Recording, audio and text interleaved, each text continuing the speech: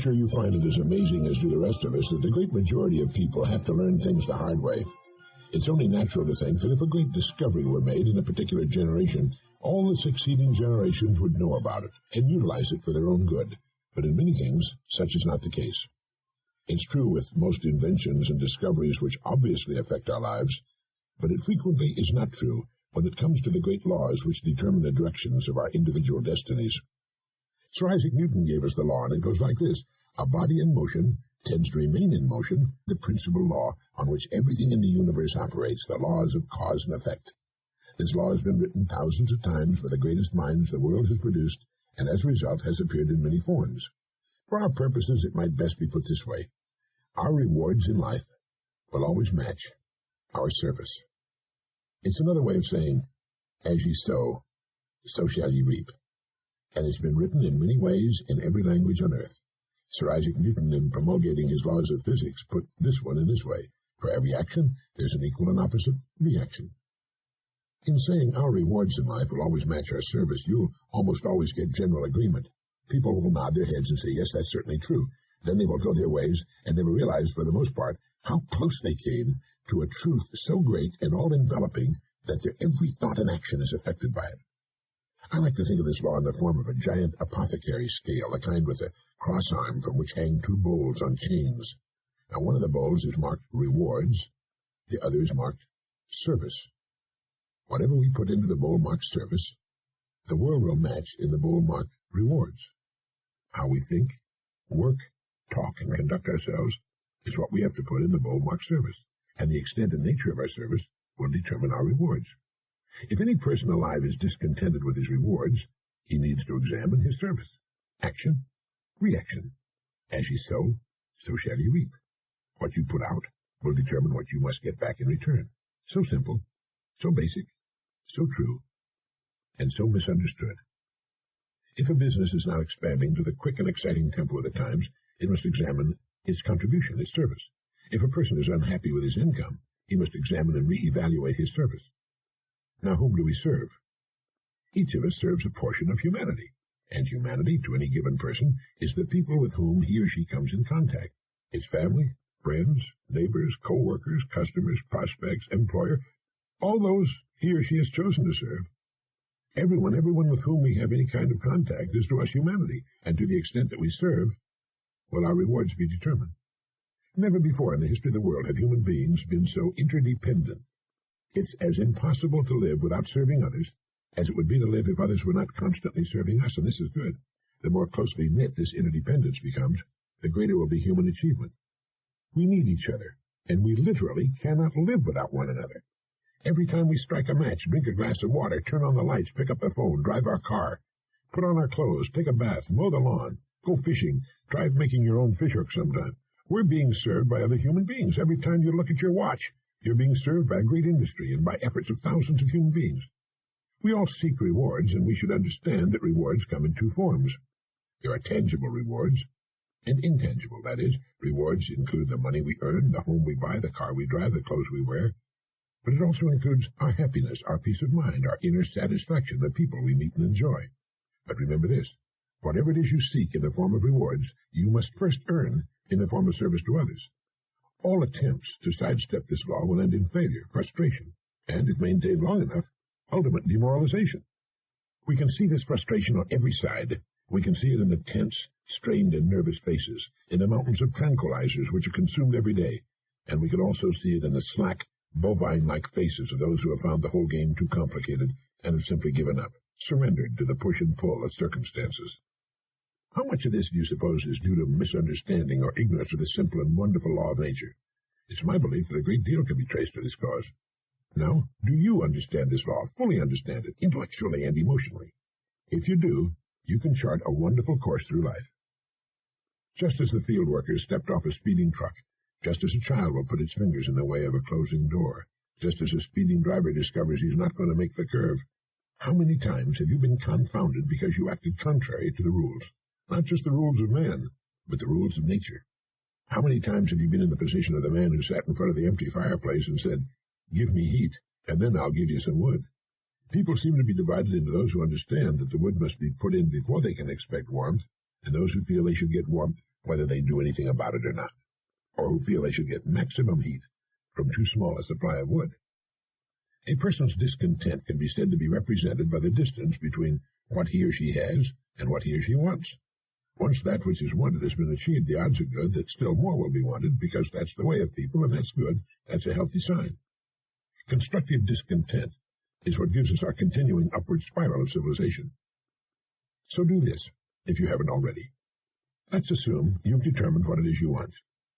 Look objectively at the place in which you now find yourself, consider the distance separating you from your goal, and determine ways of increasing your service so you'll build a bridge across it. This puts thinking and creative activity into living. It also assures us that our goals can be achieved by individual effort and in the shortest possible time. One morning I was having breakfast in a restaurant in Monterey, California, one of the most naturally beautiful places in the world. Suddenly I was aware of the young people sitting in the booth next to mine. It was obvious that they were very unhappy, and the young man, they couldn't have been over 25, was saying, "Well, I've tried everywhere, but no one wants to give me a job. I guess we'll have to go back home."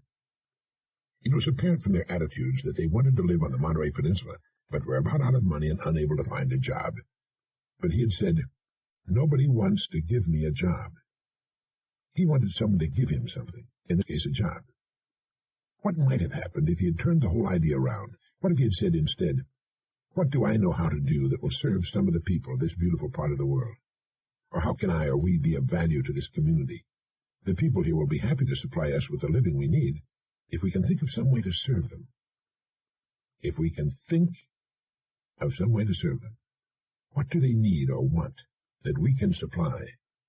Buy a pad of paper and ballpoint pen and start thinking of all the things we can do to earn a living here. It'll give us time to think of other ways, more profitable ways. Right there in the restaurant, instead of being depressed and considering themselves failures, they could have come up with a dozen or so ways in which they could have remained on the Monterey Peninsula and built a fine business for themselves. They didn't need a job. They needed to think, but they had never thought before. It was as foreign to them as speaking Urdu. There they were, two fine, bright, good-looking young people, with a world of opportunity beckoning to them, with two fine minds, and they were going to go back home. No one had ever told them about the gold mines they carried between their ears. Do you know how many people would have reacted the same way these young people had reacted? They are most of the people in the United States, or any other country for that matter. People will do everything in the world, even turn to crime, before they will think. George Bernard Shaw once commented, "I've become rich and famous by thinking a couple of times a week." Most people never think at all. The young couple in Monterey, conscientious as they were not sowing, therefore they could not reap. They were putting nothing into the community, therefore they could expect nothing in return. To some this seems unfair, but it isn't. It's eminently and wonderfully and abundantly fair. Our job is to do the sowing. That's our department, that's all. The rest will take care of itself. We've been given the equipment free and clear. All we are asked to do is use it. Unfortunately, thinking is not taught in the public schools, or most of the private schools for that matter. Thinking is a subject, incredible as it may seem, that is totally ignored. A person's world can be compared to a plot of ground. It exists, it's there, it has inherent within itself an astonishing potential, and is prepared to react to a person's every action. In fact, it must. Whatever your job happens to be, think of it for a moment as this plot of ground.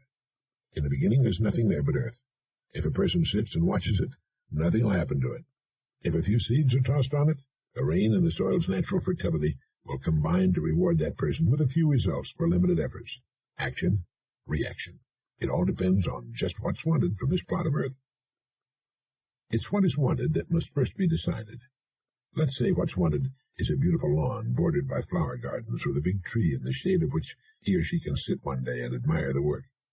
So the areas for the garden are marked off. The soil is cultivated, smooth and clean of stones and trash. The lawn and flowers and the tree are planted. And from this point on, anyone observing this plot of land can evaluate in a second the amount of service, the contribution, this person is giving to the project. How can you tell? You can tell by seeing what the land is giving back to the person. Planting the plot is only the first step. We're given the plot, that's all we should be given. What we do with it that will determine its degree of greatness and success. It's like the story of the preacher who was driving by a beautiful farm. The fields were beautifully cultivated and abundant with well-cared-for crops. The fences, house, and barn were clean, neat, freshly painted. A row of fine trees led from the road to the house, where there were shaded lawns and flower beds. It was a beautiful sight to behold. So when the farmer working in the field got to the end of a row near the road, the preacher had stopped his car and hailed him, and he said, "God has blessed you with a beautiful farm." And the farmer stopped and thought a moment, and he replied, "Yes, sir, he has, and I'm grateful. But you should have seen this place when he had it all to himself." You see, the farmer understood that he had been blessed with a fine farm, but he was also aware that it was his own love and labor which had brought it to its present state. Each of us is given a plot to work, a lifetime, and the work we've chosen. Like the farmer, we'll be grateful if we have the vision, imagination, and intelligence to build well and successfully upon the seemingly unimpressive land of our beginnings. Or we can let it fall into a haphazard condition with no real continuity or purpose behind it, with unpainted, ramshackle buildings surrounded by weeds and debris. It's the same land. It's what we do with it that makes the difference. The miracle is there, if only we're wise enough to see it and to realize that our fulfillment as persons depends upon our reaction to what we've been given. In thinking of ways of increasing your service, read books on your specialty. Read what others have found to work well for them. Listen to these tape cassette programs of ours. But at the same time, think of original and creative ways of increasing your service, ways that are unique with you and the way you are. Going at it strong for a week or a month and then falling back into old habits is just like working for a week or a month on that plot of ground and then abandoning it. Before long, it'll be no better than before. Each morning, and during the day, ask yourself this question: how can I increase my service today, knowing that my rewards in life must be an exact proportion to my service? Now do this every day, and you'll have started to form one of life's most valuable habits. Horace Mann wrote, "If any man seeks for greatness, let him forget greatness, and ask for truth, and he'll find both." You see, you can cut away all the confusion and complications, nagging worries and vague half-formed fears by returning to the great truths, the great laws, the great verities on which all success, all accomplishment, in which the whole world is built. Drive down any street in the country, any street in any neighborhood, or farm community, any street at all, and you can quickly see what the people on that street are doing for the good of the community by observing what the community is doing for them. We can tell by looking at a place of business what it's doing for the community by observing what the community has done for the place of business. Is it thriving and growing, or is it just holding its own, or soon to go out of business? Whatever the situation, it's a reflection of its service, how well its service, whatever it may be, is being accepted by the people. Is it meeting their needs and wants? It's the same with families and their places of residence. That's why I said you could drive down any street. Some streets are lined with beautiful, expensive homes, while some neighborhoods are obviously suffering from poverty, ramshackle, with weeds growing in the yards, tin cans and rubble strewn everywhere, rusted cars. It's a reflection of what the people living in those homes, beautiful and expensive, or run down and filthy, are doing for them and for the community. That's it. It's always been a matter of interest to me that in neighborhoods with high unemployment, the people there don't seem to have enough time to keep their homes and yards tidy. While those working the hardest, while those doing the most, have the cleanest, most attractive homes with well-manicured lawns and flower gardens. Environment is a mirror of the people in that neighborhood. Change the people, and the environment will change accordingly. It reminds me of the old saying, "What you are speaks so loudly, I can't hear what you're saying." One day a man was watching a professional football game on television. His 5-year-old son kept bothering him, so he took a page of the Sunday paper with a full-page airline ad on it showing a picture of the world, the planet Earth as seen from space. He tore the page up into a dozen pieces and gave them to his son. He said, "Here, put this together with this cellophane tape and show Daddy how smart you are." Then he went back to watching his football game. Well, in a surprisingly short time, the youngster had the picture all taped back together. It wasn't very neat, but it was a very good job indeed for one so young. "Hey, that's amazing," the father said. "How did you put that world together so quickly?" And the little boy said, "There was a picture of a man on the other side. I just put the man together, and then the world was all together." The youngster was no doubt surprised by the big warm hug he got. "That's right, son," the father said. "When the man's all together, his world is all together too." Being together is understanding how things work. Working hard won't do it. That isn't enough. We have to work intelligently. How often have we heard someone say, "My father worked hard all his life, but never had anything to show for it"? It's another way of saying, "My father, may he rest in peace, never quite figured out how things work. He worked hard all his life, but it was a job with very limited service." Or in another case it goes like this. "My father was a very bright person, but he kept jumping from one thing to another. He was always looking for the pot of gold at the end of the rainbow, but he never stayed with one thing long enough to work it out." Succeeding takes time. It takes dedication, 100% commitment and creative thought. We must keep asking ourselves, how can I broaden my service and by so doing increase my harvest, my rewards? All right, how can we correct the situation? William James gave us the answer. He wrote, either some unusual stimulus fills them with emotional excitement, or some unusual idea of necessity induces them to make an extra effort of will. Excitements, ideas, and efforts, in a word, are what carry us over the dam. All right? Let your goal represent the excitement. Your ideas and efforts will weigh down the service end of the scale, and the rewards must and will follow. They'll be yours. They are yours the moment you realize the truth. As ye sow, so shall ye reap all the years of your life. If you're worried about your income or your future, you're concentrating on the wrong end of the scale. Look at the other end.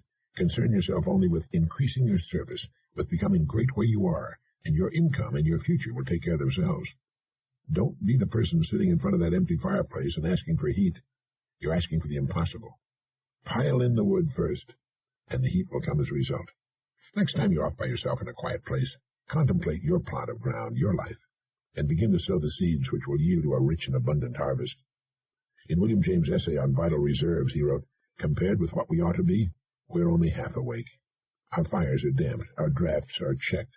We're making use of only a small part of our possible mental and physical resources. Stating the thing broadly, he went on to write, the human individual thus lives usually far within his limits. He possesses powers of various sorts which he habitually fails to use.